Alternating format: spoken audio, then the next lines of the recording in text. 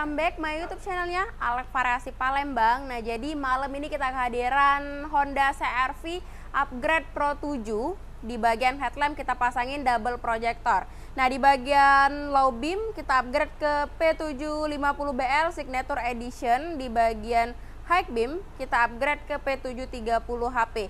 Untuk di bagian dalam mikanya ini udah kita black housing. Oke, nyalain senja. Nah, saat masing-masing senja, low beam dan high beam kita tambahin diamond ice warna ice blue biar makin cakep. Oke, nyalain headlamp.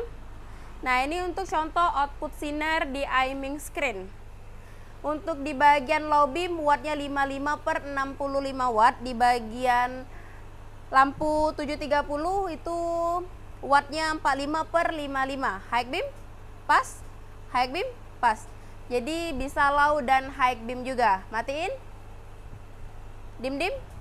Nah, pas posisi standby mati udah bisa pas dim juga. Nah, untuk proyektor biled ini bisa pasang untuk semua jenis mobil dan bergaransi selama 1 tahun. Kalau nggak terang uang kalian kembali. Nah, buat kalian yang mau juga upgrade proyektor biled samaan di mobil kesayangan kalian, bisa langsung merapat ke workshop kita di Jalan Era Busama Sukabangun 2, tepatnya di lokasi Kota Palembang. Oke, ditunggu kehadirannya bos-bos dan teman-teman.